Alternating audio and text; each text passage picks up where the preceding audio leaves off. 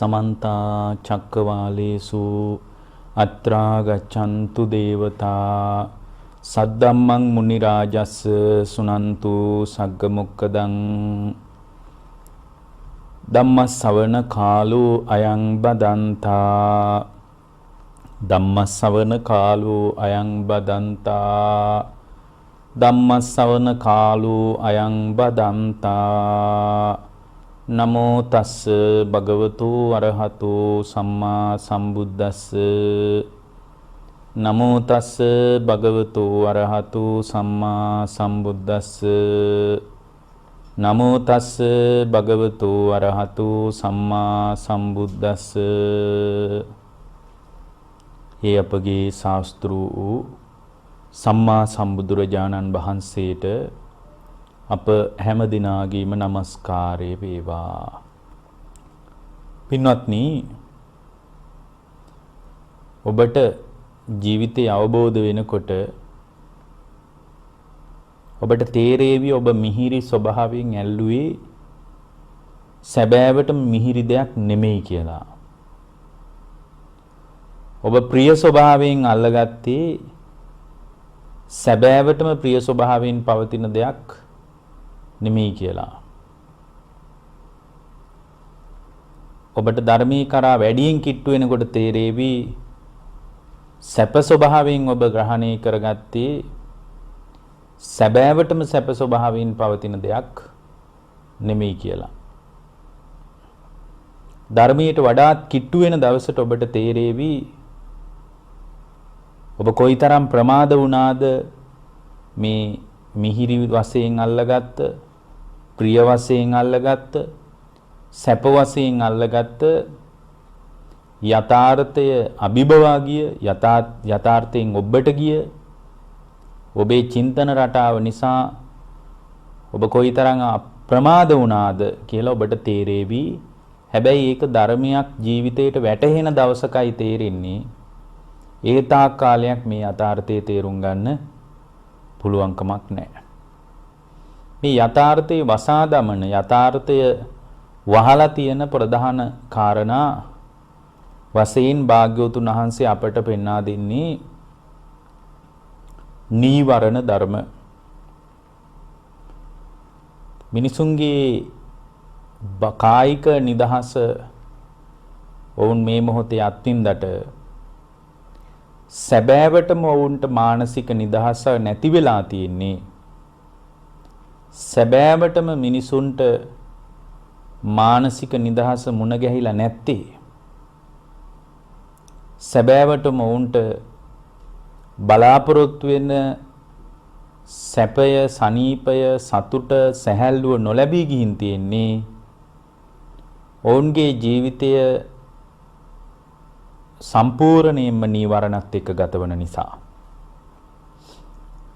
සාමාන්‍යයෙන් පෘථග්ජන ශ්‍රාවකයෙක්ගේ ජීවිතය නීවරණත් එක්ක තමයි ගත වෙන්නේ. නීවරණ කිව්වහම ඔබගේ ඔළුවට එකපාරම එනවා මොනවද නීවරණ කියලා. නීවරණ පහක් තියෙනවා. ඒවට අපි කියන්නේ පංච නීවරණ කියලානේ. ඊට අමතරව බුදුරජාණන් වහන්සේ අපට නීවරණ ඔය පටිසම්භිදා මග්ගයේ වගේ තැන්වලදී නීවරණ තුනක් තව පෙන්ලා තියෙනවා. එතකොට 5යි 3යි ඔක්කොම 8යි. එතකොට මෙන්න මේ නීවරණ 8 ගැන හැම බුද්ධ ශ්‍රාවකෙක්ම හැඟීමක්, දැනුමක්, නුවණක් හදා ගන්න ඕන. හැඟීමක්, දැනුමක්, නුවණක් මේ නීවරණ ගැන නැති වුණොත් එහෙම ඒ බුද්ධ ශ්‍රාවකයාගේ ශ්‍රාවක භාවයේ නීවරණ විසින් යට කරලා දානවා. ඒ බුද්ධ ශ්‍රාවකයාගේ පිළිවෙත නීවරණ විසින් පෙළනවා. නීවරණ විසින් ඒ බුද්ධ ශ්‍රාවකයා ගිල්ලවනවා නීවරණ තුලම. ඒ නිසා බුද්ධ ශ්‍රාවකයෙක් නම් Tamanගේ ආධ්‍යාත්මික ප්‍රවේශයට ඇති සම්බාධකේ අවබෝධ කරගන්න ඕන. ඒ සම්බාධකේ හකුළු වල පැහැදිලි කරපු විග්‍රහය තමයි නීවරණ ඔස්සේ අද වෙනකොට අපි කතා බහ කරන්නේ. ඒතර මේ නීවරණ වල යථා ස්වභාවය පිළිබඳව මම හිතුවා ටිකක් පැහැදිලි කරන්න ඕන කියලා. මේ නීවරණ නිසා තමයි පින්වත්නි නීවරණ නිසයි නිවන මගහරවන්නේ. නීවරණ නිසයි නිවන ආවරණය කරන්නේ. නීවරණ නිසයි පින්වත්නි නිවන යටපත් කරවන්නේ. නීවරණ නිසයි ශ්‍රාවකයා නිවන් මාර්ගයෙන් අයින් කරවන්නේ. එතකොට මේ නිවන් මාර්ගයේ සම්බන්ධ හැඟීමක් තියෙන, දැනීමක් තියෙන, නුවණක් තියෙන ශ්‍රාවකයා විසින් ජීවිත අවබෝධය කරා ක්‍රමානුකූලව ටිකෙන් ටික පිවිසෙනවා. මේ නීවරණ සම්බන්ධව බොහොම කෙටි දේශනාවක් තමයි අද මේ දේශනාවෙන් කරන්න වෙන්නේ. හේතුව මේ නීවරණ සම්බන්ධව ඉදිරිය අපි එකින් එක පැහැදිලි කරගන්න කාලයක උත්සාහ කරමු. නීවරණ සම්බන්ධව ගැඹුරින් විමර්ශනය කරනකොට අපට බොහෝ දේවල් තේරුම් ගන්න පුළුවන්. නමුත් අද මාතෘකා පාඩයක් විදියට සලකාගෙන මේ දේශනාව කෙරෙහි ඔබේ අවධානය යොමු කරගන්න කියලායි ඔබට යෝජනා කරන්නේ. පින්වත්නි, පළවෙනි නීවරණය තමයි කාමච්ඡන්දය කියලා කියන්නේ. ඡන්දය කියන්නේ කැමැත්තට. පංචකාමයන් පිළිබඳව කැමැත්තට කිව්වත් කිසි වරදක් නැහැ. නමුත් කාමච්ඡන්දය කියන එක නිසා තමයි පුද්ගලයා තුළ කාම දැවිල්ලක් හටගන්නේ. කාම පරිඩාහය කියලා එකට කියන්නේ. කාම පරිඩාහය නිසා තමයි ලෝකේ කාම සෙවිල්ලක් හටගන්නේ. ඒකට කියනවා කාම පරිේෂණය කියලා. ඒතර කාම ඡන්දය කියලා කියන එකේ සරල අදහස තමයි ඇස කන නාසය දිව කය ආදී පංචේන්ද්‍රයන් මුල් කරගෙන ඒ පංචේන්ද්‍රයන් මුල් කරගෙන යම් ආස්වාදයක් පුද්ගලයාට මුණ ගැහෙනවා නම් ඒ ආස්වාදයේ පිළිබඳ ඒ ආස්වාදයේ විඳින්න ලෝකයට නැවත ලෝකයට පිවිසෙන කැමැත්තක් තියෙනවනේ අපේ හිතේ. අන්නේ පිවිසෙන කැමැත්තට කියනවා කාමච්ඡන්දය කියලා. එයා ඇත්තටම ලෝකේ නැවත පිවිසෙන්නේ ලෝකයට එයා තුල පවතින කාමච්ඡන්දය නිසා. එයා තුල පවතින කාමච්ඡන්දය නිසා.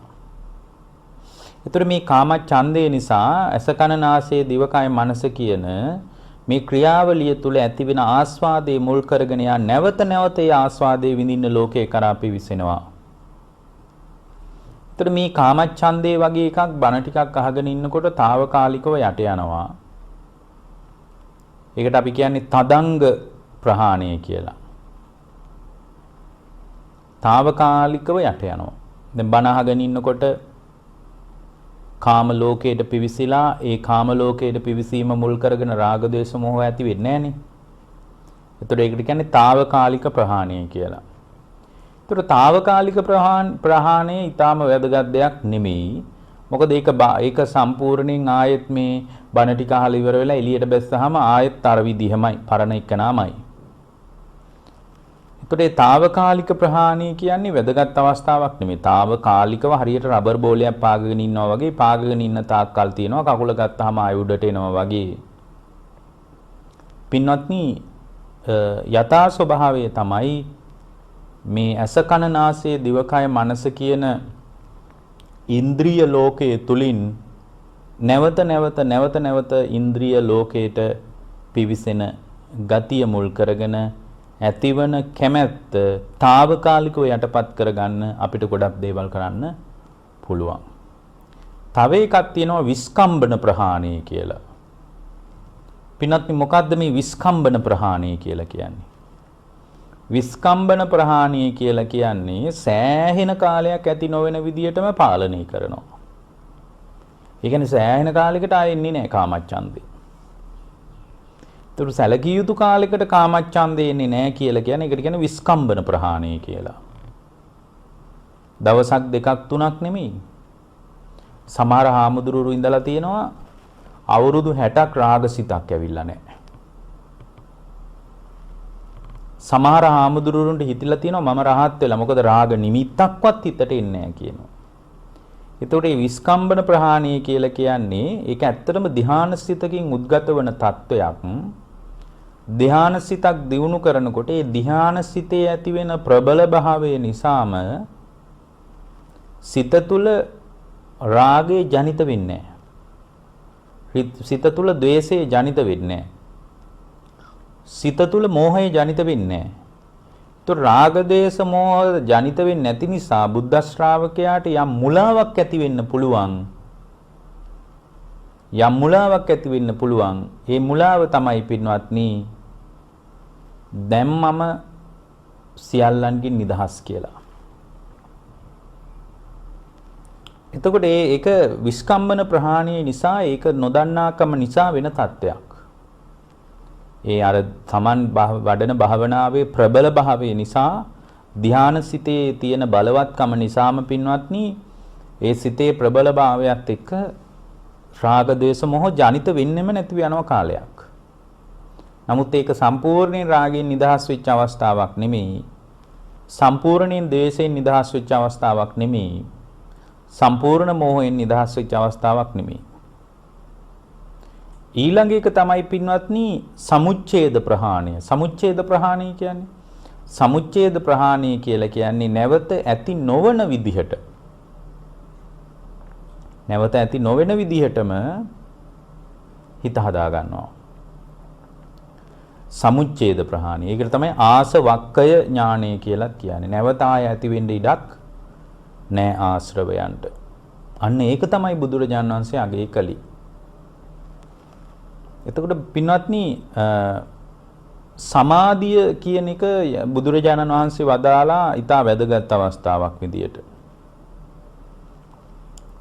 මොකද සමාහිතෝ භික්කවේ යථා භූතං පජානාති කියලා ධර්මයේ වාක්‍යයක් තියෙනවා. සමාහිත වුණාට පස්සේ ඒ සමාහිත වූ පුද්ගලයාගේ හිත තුළ උද්ගත වන තත්වයක් තමයි යථා භූත ඥානය කියලා.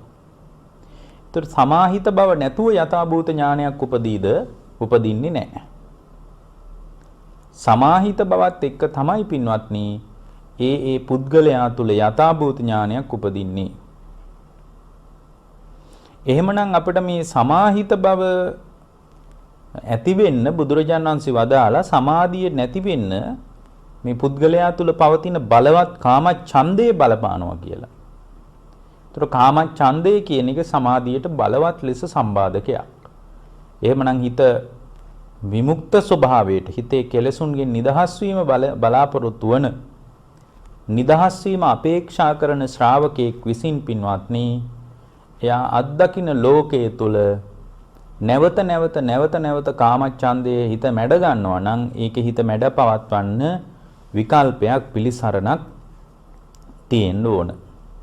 එතන මේ කාමච්ඡන්දේ පාලනය කරන්න තියෙන ක්‍රමයේ තමයි පින්වත්නි කාමච්ඡන්දයක්. ඒ කියන්නේ මේ රූප ශබ්ද ආදිය දකින අහන දැනෙන මට්ටම කෙරෙහි ඒ අත්දකින්න ලෝකයේ කෙරෙහි ආස්වාදයක් ඇති වෙනකොට ඒ ආස්වාදයේ නැවත විඳින්න ඇති වෙන කැමැත්තනේ කාමච්ඡන්දේ කිව්වේ.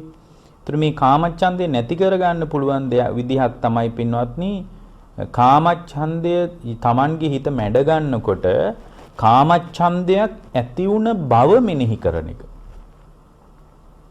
කාමච්ඡන්දය ඇති වෙනකොට කාමච්ඡන්දයක් හිතේ ඇති වුණා කියලා මෙනෙහි කරන එක තමයි එකම ක්‍රමය. ඇත්තටම එකම ක්‍රමෙ නෙමෙයි ලේසිම ක්‍රමය. කාමච්ඡන්දයක් ඇති වුණ බව දැනගත්ත හිත කියලා කියන්නේ පින්වත්නි බලවත් කුසල් සිතක්. ඒ බලවත් කුසල් සිත විසින් දැන් කාමච්ඡන්දේ කියන්නේ අකුසල් සිතක්. ඒ කුසල් සිත විසින් අකුසල් සිත මැඩ පවත්වන එකයි මෙතන කෙරෙන්නේ. කුසල් සිත විසින් ඒ ඇතිවෙච්ච අකුසල් සිත මැඩ පවත්වනවා. කාමච්ඡන්දේ අකුසල් සිතක්. මේ පැත්තෙන් කාමච්ඡන්දයක් ඇති වුණ බව දැනගන්න එක කුසල් සිතක්. ඒ කුසල් සිත විසින් අකුසල් සිත පෙළීමක් තමයි කරන්නේ. අපි අර මීට කලින් දේශනා කරලා තියෙන දේශනාවක තියෙනවා විතක්ක සන්තාන සූත්‍රයේ. ඒක කොහොමද අකුසල් සිතක් ආවම ඒක කුසල් සිතකින් පෙළන්නේ කියලා ඒ ධර්මයේ තියෙනවා. ඒක දැනගන්න එකම පින්වත්නි එකට විකල්පයක්. ඒකට භාග්‍යවතුන් වහන්සේ මතක් කරේ සරාගං චිත්තං පජානාති කියලා. සරාගී සිතක් ඇති වුණාම සරාගී සිතක් ඇති වුණ බව දැනගන්නවා. ඒ දැන ගැනීම තුළ මෙයාට විශාල යහපතක් අභිවෘද්ධියක් සලස ගන්න පුළුවන්. ඒ වගේම තමයි මේ කාමච්ඡන්දයක් ඇති වුණාම ඒක පාලනය කරගන්න පුළුවන් ලේසිම පහසුම ක්‍රමයක් තමයි කාමච්ඡන්දයක් ඇති වුණාට පස්සේ ඒ ඇති වුණ බව සම්පූර්ණයෙන්ම මේ කාමච්ඡන්දේ ඇති වුණේ මගේ හිත තුල මිසක් බාහිර රූප තුල ශබ්ද තුල නෙමෙයි කියලා දැනගන්න එක. මේක සුළු දෙයක් වගේ පෙනුනට මේක සුළු දෙයක් වුණාට විශාල සංසාරික නිදහසට සංසාරේ නිදහස් වීම පිණිස මේකේ උදව්වක් තියෙනවා පින්වත්නි. රාගය බාහිර අරමුණු වල පවතින දෙයක් නෙමෙයි. රාගය කියන්නේ හිත තුල ජනිත වන ස්වභාවයක් විදිහට කල්පනා කරන එක ඊටාම වැදගත් දෙයක්.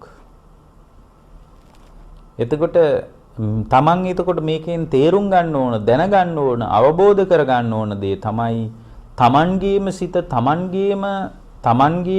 තමන්ගේම සිතින් අල්ලගෙන දැඟලීමක් තමයි මෙතන තියෙන්නේ කියලා දැනගන්නකොට ඒ කාමච්ඡන්දය එයාට පුළුවන් කාමච්ඡන්ද නීවරණයෙන් යම්තාක් නිදහස් වෙලා මාර්ගය වඩා ගන්න ඒ ශ්‍රාවකයාට පුළුවන්.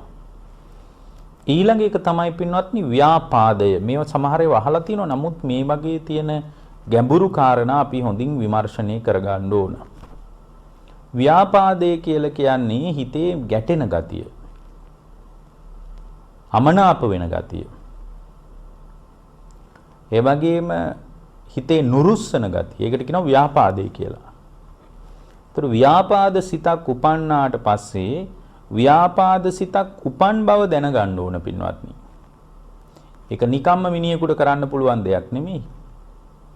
ව්‍යාපාද සිතක් ඇති වුණාට පස්සේ ඒ ඇතිවෙච්ච ව්‍යාපාද සිත දැනගන්න ඕන. ඒකට ධර්මයේ තියෙන්නේ සදෝසං චිත්තම් පජානාති කියලා. සදෝසං චිත්තම් පජානාති. සදෝස සිතක් ඇති වුණාට පස්සේ ඒ බඳු සිතක් ඇති වුණ බව දැනගන්න. ඒකේ දැනගන්න එක කුසල් සිතක්. සදෝස චිත්තය කියලා කියන්නේ අකුසල් සිතක්. ඒතකොට ඒක දැන ගැනීම තුල කුසලයේ මතුවෙනකොට අර අකුසලයේ යට ගිහින් කුසලයේ වැඩෙන්න පටන් ගන්නවා. එතකොට ව්‍යාපාදේ කියන්නේ දෝමනස්ස සහගත පටික සම්පයුක්ත සිතක් නේ. එතකොට මේ දෝමනස්ස සහගත පටික සම්පයුක්ත සිතක් තියෙන කෙනෙක් දැන් මේ කාරණේ කරන්න බෑ පින්වත්නි. හොඳට නුවණින් විමසීම. යෝනිසෝ මනසිකාරේ නැති මිනිහෙකුට මේ වැඩේ කරන්න බෑ. මේක කරගන්න නම් මේ වැඩපිළිවෙල අනුගමනය කරගන්න නම් පින්වත්නි මේ ශ්‍රාවකයා තුල යෝනිසෝ මනසිකාරය තියෙන්න ඕන. යෝනිසෝ මනසිකාරේ නැත්තම් ඒ ශ්‍රාවකයාට මේ පණිවිඩය මේ වැඩපිළිවෙල මේ දැක්ම හදාගන්න පුළුවන් කමක් නැහැ. නුවණින් ව්‍යාපාදයක් ඇති වෙන වෙලාවට ව්‍යාපාදයක් ඇති වුණ බව දැනගන්න කොයිතරම් නුවණක් තියෙන්න ඕනද? දැන් ලෝකේ හැම වෙලාවකම ව්‍යාපාදේ ඇති වුණාට පස්සේ ව්‍යාපාදයටම ගින්දර අවුල් වුණා මිසක් ව්‍යාපාදේ කියන ද්වේෂය කියන ගින්නටම තව දුරටත් පිදුරු දානවා මිසක් ලෝකේ අපිට උගන්වනවද ව්‍යාපාදයක් ඇති වෙන වෙලාවට ඒ හිත දැක ගන්න කියලා අපිට කවුරුත් කියනවද? කියන්නේ. ව්‍යාපාදයක් ඇති වෙන වෙලාවට ඒ ව්‍යාපාදය යට කරන්න පුළුවන් ක්‍රමයේ තමයි පින්වත්නි මෛත්‍රිය වඩන එක. මෛත්‍රිය වැඩිම තුල තමයි ව්‍යාපාද සිත යට කරගන්න පුළුවන් වෙන්නේ. එතකොට ඒ නිසා මේ ව්‍යාපාදයේ ස්වභාවයත් සෑම බුද්ධ ශ්‍රාවකෙක්ම දැනගෙන ඉන්න ඕන. ව්‍යාපාදයේ ඇති වෙනකොට ව්‍යාපාදේ කියන්නේ දෝමනස්ස සහගත සිතක්. ඒ ව්‍යාපාද සිත ඇති වෙනකොට ඇතිවෙච්ච ව්‍යාපාද සිත දැනගන්න එක තමයි පළවෙනි පියවර. ඒ දැන ගැනීම කියන්නේ බලවත් කුසලයක්. ඒ දැනගත් සිත විසින් ව්‍යාපාදයේ මැඩපවත්වන්න පුළුවන්. තුන්වෙනි එක තමයි තීන මිද්දය. තීන මිද්දේ කියන්නේ මොකද්ද? තීන මිද්දේ කියලා කියන්නේ ගොඩාක් අය හිතාගෙන ඉන්නවා නිදිමතට කියලා. නිදිමතත් තීන මිද්දේට අයිති කොටසක් තමයි. තීන මිද්දේට අයිති පරයයන් කීපයක් කතා කරගන්න පුළුවන්. නිදිමත කියන්නේ තීන මිද්දේට අයිති දෙයක්. විවිධ අරමුණු ඔස්සේ හිත දුවන ගතියක් තීන මිද්දේට අයිති දෙයක්. කුසල් අරමුණක හිත පවත්ව ගන්න බෑ කියලා කියන එකත් තීන මිද්දේට අයිති දෙයක්. සමහර අය අපිට කියන්නේ අනේ මට මේ භාවනා කරනවා හාන්දුරනේ භාවනාවක් හිත පිහිටව ගන්න බෑනි. භාවනාවක් හිත වඩා ගන්න බෑනි. ඒ කියන්නේ එයාට කුසල් සිතේ එකඟතාවයක් කුසල් සිතක අරමුණක හිත පවත්ව ගන්න බැරි වෙලා තියෙනවා. ඒ කියන්නේ එයාගේ හිතේ තීන මිද්දේ තියෙනවා. ඒතකොට තීන මිද්දේ කියන්නේ නිදිමත ගතියටම නෙමෙයි පින්වත්නි.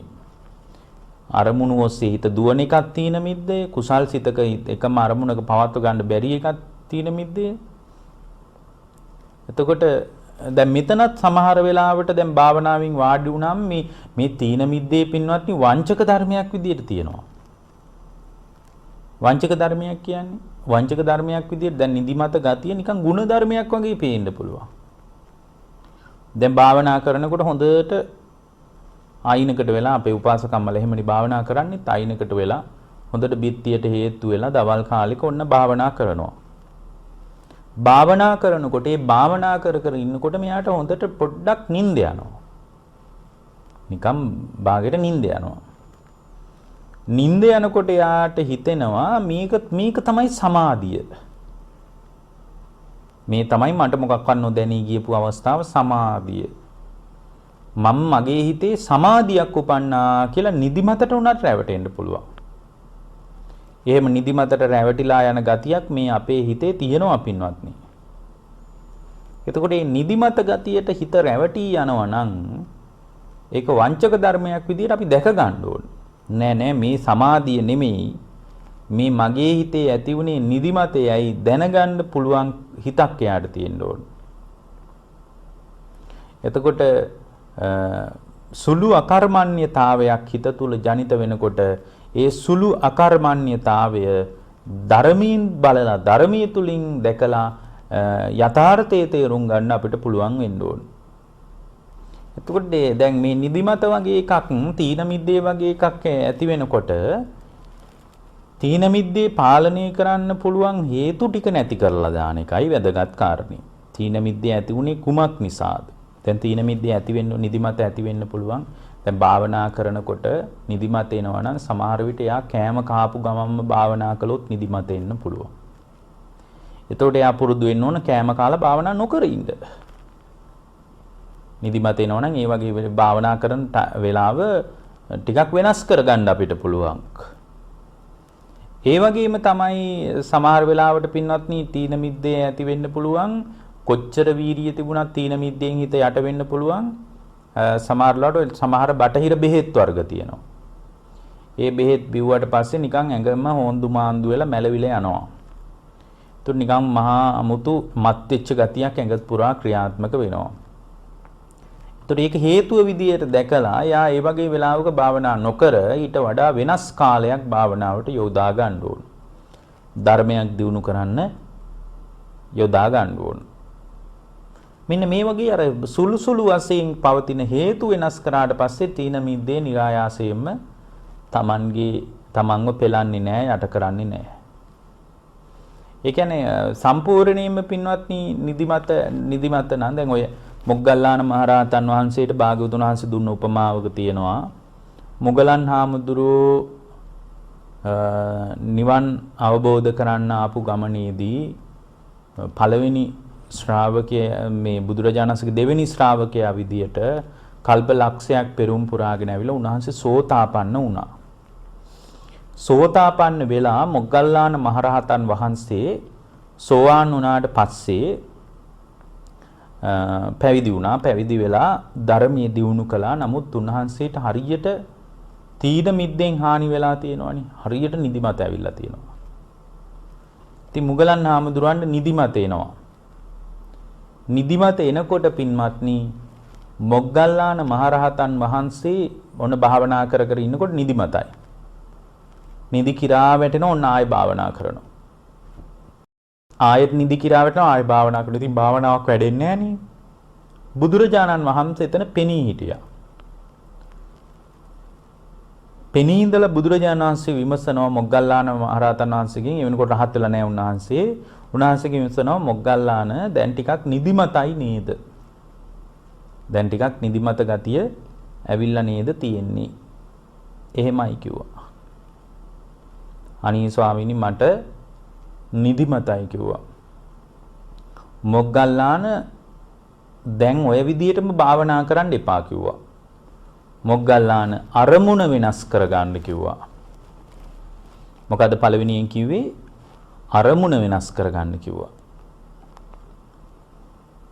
එක මේ වගේ හරියට දැන් හිතන්න ආනාපාන සතිය වඩනවා කියලා කවුරු හරි කෙනෙක්. දැන් ආනාපාන සතිය වඩනකොට නිදිමත එනවා. එතකොට එයා තවදුරටත් එක දිගට ආනාපාන සතිය වඩන්නේ නැහැ. ආනාපාන සතිය වඩනකොට එයාට නිදිමත නම් ආවේ. එයා එක දිගට දැන් ආනාපාන සතිය ආයෙ වඩන්න යන්නේ නැහැ. එයා ආනාපාන සතිය ටික පැත්තකට කරලා වෙනද කරපු තව වෙන භාවනාවක් කරනවා. අපි හිතමුකෝ ආනාපාන සතිය වඩාන යනකොට නිදිමතයි නම් එයාට පුළුවන් මෛත්‍රී භාවනාව කරන්න. එයාට පුළුවන් බුද්ධානුස්සතිය වඩන්න. අන්න එතකොට අර නිදිමත අඩු වෙලා එයාගේ හිතේ යම්කිසි එකඟතාවයක් ඇති වෙලා තීන මිද්දෙන් පීඩා විඳින ගතිය මගහැරිලා යනවා. හිතන්න ඒත් නිදිමත එනවනම් දැන් ඒත් නිදිමත එනවනම් අපි මොනව කරාද? අපි නිදා ගන්නවා. එතනින් එහාට අපි මොකුත් කරන්නේ නැහැ. මේ බුදුරජාණන් වහන්සේ දේශනා කරපු විකල්ප අපි ඕන එකට ගිහින් බලයි. හරි වෙන අරමුණකට ගිහින් ඕන මෛත්‍රිය වඩනවා නම් ඒක වෙනස් කරලා ඕන ආනාපාන සතිය වඩනවා. ඊට පස්සේ ඒත් නිදිමත එනවනම් එයා මෙතන පොඩ්ඩක් හාන්සි වෙනවා. එච්චරයි. ඒ පොඩ්ඩ තමයි ඊට පස්සේ පැය දෙකක් තුනක් වෙන්නේ. ඊට පස්සේ මේ භාවනා කරන කෙනාට නිදිමත එනවා නම් ඔන්න එයා අරමුණ වෙනස් කරාම ඒත් නිදිමත එනවා නම් පින්වත්නි ඊට පස්සේ බුදුරජාණන් වහන්සේ වදාලා මොග්ගල්ලාන හොඳට ධර්ම කාරණා මේ සිහි කරන්න කිව්වා. Taman දන්න ධර්ම කාරණා තියෙනවනේ. ඒවා සිහි කරන්න කිව්වා. දැන් ධර්ම කාරණා සිහි කරගෙන යනකොට ඒත් නිදිමතම එනවා නම් ඉතින් බරපතල නිදිමතක් වෙන්න ඇති එහෙමනම්. ඒත් නිදිමතම එනවා නම් උන්වහන්සේ දේශනා කරනවා ඒ වගේ වෙලාවක හඬ ගාලා ධර්මයේ කියන්න කියනවා. හයියෙන් ධර්මයේ කියන්න කියනවා. එතකොට ඔය පාඩම් කරගත්ත පිරිත් සූත්‍රයක්. ඒක සමහර අය කියනවනේ අපිට නම් ඕනේ නැහැ පිරිත් ඕනේ අපිට අපි භාවනාව විතරයි කරන්න කියලා. එතකොට භාවනාව තුළම යා සමහර නීවරණයන්ගෙන් පීඩා විඳිනකොට යාට ඒ පීඩා විඳින නීවරණයෙන් නිදහස් වීම පිණිස වැඩපිළිවෙලක් නැහැ. ඒ නිසා භාවනා කර ඉන්නකොට එයාගේ හිත තුළ පින්වත්නි සම්පූර්ණයෙන්ම තීන මිද්දෙන් පීඩා විඳිනවා නම් ඒ පීඩා විඳින වෙලාවට බුදුරජාණන් වහන්සේ විකල්පයක් විදිහට තව තවත් විකල්පයක් යෝජනා කරනවා. මොකද්ද? හඬ ගාලා ධර්මයේ කියන්න කියනවා. හයියෙන් ධර්මයේ කියනවා කට ඇරලා. එතකොට අර නිදිමත ගතිය ටිකක් අඩු වෙනවා. ඒ නිදිමත ගතිය බැහැර වෙලා යනවා. එතකොට ඒත් හිතන්නකෝ ඒත් නිදිමතම එනවනම් ඒත් නිදිමතම එනවනම් බුදුරජාණන් වහන්සේ වදාලා හොඳට අත් දෙකෙන් මේ අල්ලින් හොඳට කන් දෙකේම අතුල්ලන්න කියනවා. කන් දෙකේම හොඳට අතුල්ලනවා. රතු වෙන්න අතුල්ලනවා. එතකොට ඒ අතුල්ලනකොට පොඩක් කන් එහෙම රත් වෙනවා. රත් වෙනකොට අර නිදිමත ටිකක් ඔන්න පහ වෙලා යනවා. හිතන්නකෝ ඒත් නිදිමත එනවනම් ඒත් අර තීන මිද්දෙම මතුවේවි එනවා. එතකොට බුදුරජාණන් වහන්සේ වදාලා එහෙනම් මොග්ගල්ලාන මේ වගේ වෙලාවට මූණ සෝද ගන්න. අතපය ටිකක් සෝද ගන්න.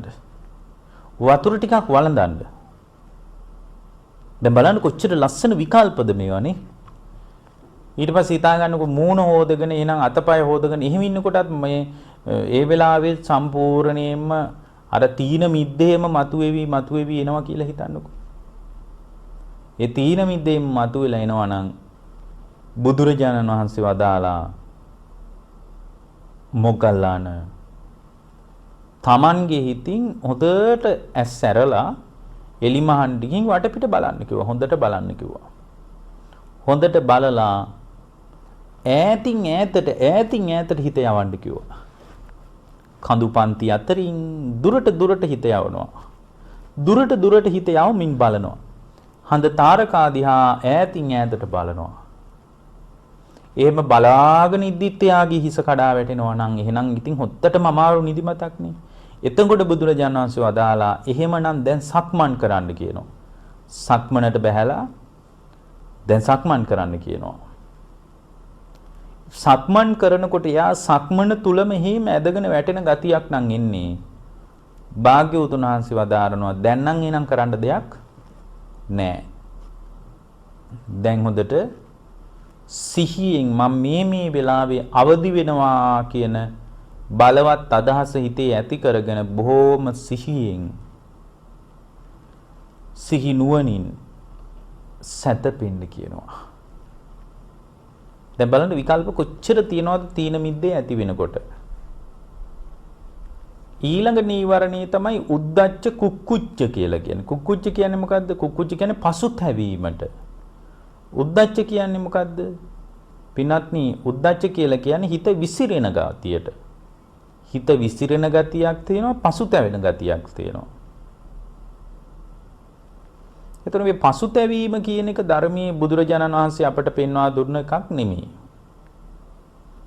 පසුතැවීම කියන්නේ ඊටා යහපත් දෙයක් නෙමෙයි පින්වත්නි. පසුතැවීම නිසා අපිට අපගේ ජීවිතය තුළ පීඩාවක් තියෙන්නේ. අතීතය ගැන යම් මිනිහෙක් පසුතැවෙනවා නම් එයාට ධර්මය අල්ල ගන්න බෑ. අමාරුයි. අතීතේ අතහැරලා දාපු අයයි ධර්මයට ආවේ. අඟුලිමාල වගේ අය ම්ලේච්ඡ ඝාතකයෝ විදියට ගෙවපු අතීත ජීවිතයක් තිබ්බා. ඒ ජීවිතය අතහැරලා දාලා ධර්මයත් එක්ක නැගිටපු නිසායි අතීතය අමතක කරලා දාපු නිසායි උන්වහන්සේ ධර්මයට ආවේ. එතකොට මේ කුක්කුච්ච කියලා කියන්නේ පසුතැවීම, උද්දච්ච කියලා කියන්නේ හිත විසිරෙන ගතියක් තියෙනවා. එතකොට හිත විසිරෙනවා. ඒතර බුදුරජාණන් වහන්සේ පැහැදිලි කරනවා හිත විසිරිච්ච වෙලාවක සමාධියක් දියුණු වෙන්නේ නැහැ. සමාහිත කියන්නේ හිත එකඟ වෙච්ච වෙලාවටයි. ඒ කියන්නේ අපි අර ඉස්සල්ලත් කිව්ව වාක්‍යයක් සමාහිතෝ භික්කවි යථාභූතම් පජානාති කියලා. සමාහිත වූෙකුගේ හිත තුල තමයි යථාභූත ඥානෙ උපදින්නේ කියලා. එහෙමනම් උද්දච්ච කුක්කුච්චේ යම් කිසි ශ්‍රාවකයෙක්ගේ හිතේ තියෙනවා නම් එයාට මේ සත්‍ය අවබෝධය චතුරාර්ය සත්‍ය දකින්න පුළුවන් කමක් නැහැ. මොකද චතුරාර්ය සත්‍ය දකින්න කෙනාට සම්මා සතියේ උදව්වක් තියෙන්නම ඕන. ඒතර මේ සිහිය පවත්ව ගන්න එක උද්දච්ච කුක්කුච්චේ පාලනය කරගන්න හොඳ දෙයක් තමයි හැම වෙලාවකම සිහියෙන් වැඩ කරන්න පුරුදු වෙන එක. ඒතර කෙනෙක් කියන්න පුළුවන් හැම වෙලාවකම කොහොමද සිහියෙන් වැඩ කරන්නේ? සිහියෙන් වැඩ කරන්න අපිට හැම වෙලාවකම හිත දෙන්නේ නැහැ. ඒක කරගන්න අමාරුයි. ඔබ වහන්සේලාට කියන්න නම් පුළුවන් කනකොට බොනකොට නානකොට අඳිනකොට පළඳිනකොට මේ හැම වෙලාවකම සිහිය පවත්වන්න කියලා. ඉතින් කොහොමද සිහිය පවත්වන්නේ හැම වෙලාවකම? අපිට නම් ඒ බඳු සිහියක් පවත්වන්න බෑ කියලා කෙනෙක් කියන්න පුළුවන්. ඒ නිසා මම ඔබට විකල්පයක් කියලා දෙන්නම්. අඩුම දවසකට පැය භාගයක් සිහියෙන් වැඩ කරන්න. මම මෙන්න මේ වෙලාවේ සිහියෙන් වැඩ කරනවා. පැය භාගයක් උයනකොට, කනකොට ඒ පැය භාගය ඇතුළත කරන හැම දෙයක්ම සිහියෙන් කරන්න. අන්න එහෙම සිහියෙන් කරලා ඒ වෙලාවේ වාඩි වෙන්න භාවනා කරන්න හොඳට හිතේ භාවනාව වැඩෙනවා.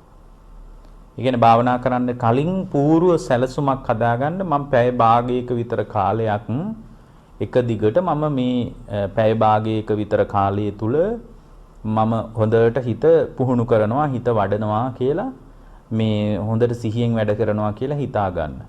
එතකොට මේ සම්මා සතිය කියන එකට විශාල උදව්වක්.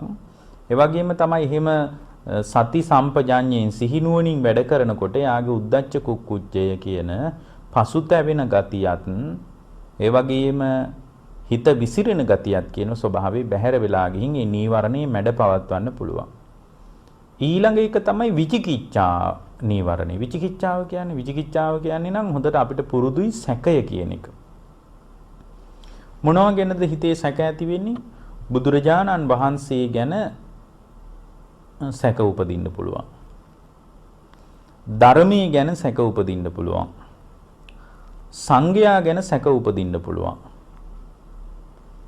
එතකොට මේ විදිහට බුද්ධ ධම්ම සංඝ කියන තුන් තැනකදී සැක උපදින්න පුළුවන්. ඉහත ආත්මය ගැන සැක උපදින්න පුළුවන්. කවුද දන්නේ කලින් හිටියද කියලා?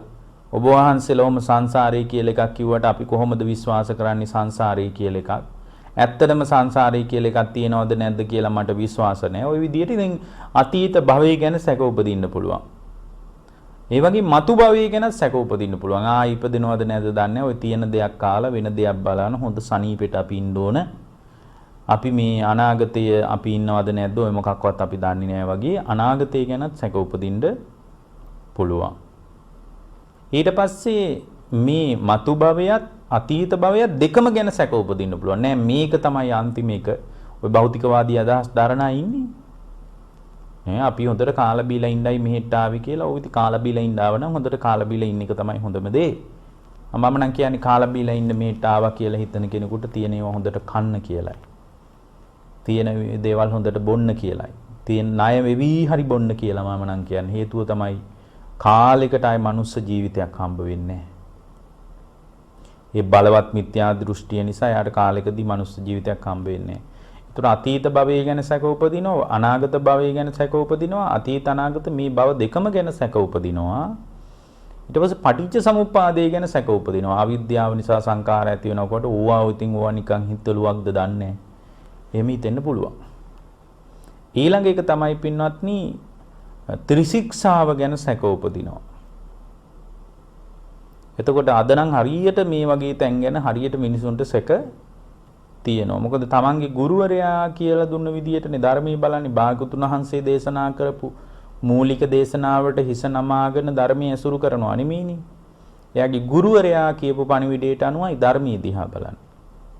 එතකොට එහෙම වුණාට පස්සේ හරියට සැක උපදින්න තියෙන අවස්ථා වැඩි. විචිකිච්ඡාව කියන නීවරණ ධර්මයට අපේ හිත විවෘත වෙන්න තියෙන ඉඩකඩ පින්වත්නි හරිම වැඩි. ඊළඟ එක තමයි පින්වත්නි දැන් ඔතනින් අපේ ඔය ධර්මයේ ඇසුරු කරද්දී අපිට ප්‍රකටව මුණ ගැහෙන නීවරණ ධර්ම පහ ඉවරයි. නමුත් අර පටිසම්භිදා මග්ගේ තව තියෙනවා නීවරණ තුනක් වදාරලා තියෙනවා. එකක් තමයි අරතිය. අරතිය කියන්නේ අකමැත්ත. කෙනෙකුට හිතෙන්න පුළුවන් මේක ව්‍යාපාදී කියලා. නෑ මේක ව්‍යාපාදී නෙමෙයි. මේක පින්වත්නි සංසාර මේකට විකල්පයේ තමයි මේ අරතිය. අරතිය කියන්නේ එයාට මේ පටිගයක් නෑ, පොඩි අකමැත්තක් තියෙනවා. දැන් උදාහරණයක් විදියට දැන් මේ කාලේ පන්සල් වලට යන්නත් බෑ. එළියට යන්නත් බෑ. ඒතර යන්න ඉන්න බැරි කොට මිනිස්සු කියනවා දැන් ගෙවල් වලම කියනවා මේ ඔන්න නෝනා කියනවා මහත්තයාට අපිට දැන් මේ කාලේ පන්සල් යන්නත් බෑ. දැන් මේ පොයට අපිට සිල් ගන්න විදියකුත් නැහැ. දැන් මේ රට වහලා තියෙන එකේ අපිට ඕව මොකක්වත් කරගන්න බෑ නේද? අපි ගෙදර සිල් ගමු. එතකොට එයා කියනවා දැන් ඒ කියන්නේ පටිගයකුත් නැහැ ඒකට. එතකොට කියනවා අනේ ගෙදර සිල් අරගෙන කොහොමද? කවුද දානි දෙන්නේ අපිට? ඊට පස්සේ මේ පොඩි උන් කෑ ගහනකොට කොහෙද මොන සීලයක්ද? අනික ඔය ටීවී එකේ බණ ඇහුවට ඒක ඉතින් හාමුදුරු කෙනෙක් ළඟ ඉන්නවා වගේ බණ එහෙම නැහනේ. ඒව හැංගීමක් එන්නේ නැහනේ. ඒ නිසා මේ ගෙදර මම නම් හිතන්නේ ගෙදර සිල් ගන්න එක අසාර්ථකයි වගේ එහෙම අදහසක් එන්න අන්න බලන්න අරතිය. පටිගයකුත් නැහැ. එයාට එදාට කිව්වොත් දැන් මේ කවුරුවත් නැති එකේ දරුවෝ ටිකයි ඔක්කොම එකතු කරන අපි පුංචි මේ නිකන් පොඩි පාටියක් ලෑස්ති කරගමු. ඒතකොට එයා කියනවා ආ ඒක නම් හොඳයි මේ නිදහසේ හිටපු එකේ ඒක හොඳයි දැන් පන්සල් යන්නත් බැරි එකේ අපි එහෙමවත් දරුවොත් එක්කවත් සතුටින් ඉමු කියලා එයා ඒකට කැමති නැද්ද? කැමති. අන්න ඔකට තමයි අරතිය කියලා කියන්නේ. අරතියෙන් නිදහස් වෙන අරතිය කියන නීවරණයෙන් නිදහස් වෙන ක්‍රමය තමයි පින්වත්නි සංසාරික දුක සිහි කරන එක. සාංශාරික වශයෙන් විඳවා ආපු දුක සිහි කරනකොට ඒ මාරපාක්ෂික ධර්මයක් විදියට යම් කෙනෙක්ගේ හිතේ අරතිය මතුවෙනවා නම් ඒ අරතිය මග හැරලා යනවා. ඉද්ධිපාද ධර්ම දියුණු කරන එක. ඡන්ද චිත්ත විරිය විමර්ශා කියන ඉර්ධිපාද ධර්ම දියුණු කරන එක. තමන්ගේ ජීවිතේ ධර්මී කරා ඉලක්කය සාධනය කර ගන්නකම් ඒ කැමැත්ත මුල් කරගෙන තමන්ගේ වීරිය අම්ත නොහැර ඉන්න එක. සම්පූර්ණයෙන් යාට එතකොට නිදහස් වෙන්න පුළුවන්. ඡන්දයක් හදා ගන්නවා කැමැත්තක්, චිත්ත හිත දැඩි කර ගන්නවා සෝවාන් වෙනවමයි වෙලාමයි නවතින්නේ කියලා දැඩි කැමැත්තක් හදා ගන්නවා. වීරියක් හදා ගන්නවා. විමර්ශා සසර දුකින් නිදහස් වීමට තමන්ගේ ජීවිතේ ප්‍රඥාව දියුණු කර ගන්නවා. එතකොට මෙන්න මේ විදියට පින්වත්නි අරතිය තේරුම් ගන්න නීවරණයක් විදියට. ඊළඟ එක තමයි අවිජ්ජා නීවරණය. අවිජ්ජා නීවරණය කියන්නේ කියලා කියන්නේ මෙතන කියන්නේ පින්වත්නි බුදුරජාණන් වහන්සේ අරහත්වේදී සම්පූර්ණයෙන් අවිද්‍යාව දුරු වෙනවා කියලා වදාළානේ. ඒ අවිද්‍යාව නෙමෙයි මෙතන කතා කරන්නේ. අවිද්‍යාව කියන්නේ දුක්ඛේ අඥානං දුක්ඛ සමුදය අඥානං කියලා ධර්මයේ තෝරන්නේ චතුරාර්ය සත්‍ය නොදන්නාකම අවිද්‍යාව කියලා. ඒක නෙමෙයි මෙතන පින්වත්නි. අරමුණු වල මුලා වෙන ස්වභාවයක් මේ හිතේ තියෙනවා. ඒක තමයි අවිද්‍යාව කියලා කියන්නේ. අරමුණු වල හැම වෙලාවකම මුලා වෙන ගතියක් තියෙනවා. රූපේ දකින්නකොට මුලා වෙනවා. එතකොට රූපේ ලස්සනයි ගැහැණු පිරිමි වශයෙන් ග්‍රහණය කර ගන්නවා. අරමුණක් පාසා හිත දුවනවා. එතකොට තමන්ගේ ජීවිතය තුළ ආධ්‍යාත්මයේ තුළ මේ අරමුණු වල මුලා වෙන ගතියක් හිතේ තියෙනවා නම් ඒ අරමුණු වල මුලා වෙන ගතිය තියෙන මේ හිතේ පවතින ඝන සංඥාව නිසා නැති ස්වභාවයක් ඇතයි කල්පනා කරන ගතිය නිසා යථාර්ථයේ නොදන්නාකම නිසා යථාර්ථයේ නොදන්නාකමත් අවිද්‍යාව තමයි. නමුත් අරමුණු වල මුලා වෙන ගතිය මෙතන අවිද්‍යාව කියලා හඳුන්වන්නේ. ඒතර අරමුණු තේරුම් ගන්නකොට අරමුණේ යථා ස්වභාවයේ ධර්මයේ තුලින් දැනගන්නකොට අවිජ්ජා නීවරණිය අගිත යට යනවා. අවසාන එක තමයි සබ්බේසු අකුසලා ධම්මා. සියලු අකුසල් ධර්ම නීවරණයක් විදියට පෙන්නලා තියෙනවා. ප්‍රඥාවක් නැති කෙනෙකුට මේ වැඩපිළිවෙල කරන්න බෑ. නීවරණ මැඩපවත්වනවා නම් එයාට හොඳට යෝනිසෝ මනසිකාරයක් තියෙන්න ඕන. මේ මනසිකාරයේ තියෙන කෙනා ධර්මීය දියුණු කර ගන්නවා. ඔබ හැම දිනාටම නීවරණ දුරු කර ගන්නට මේ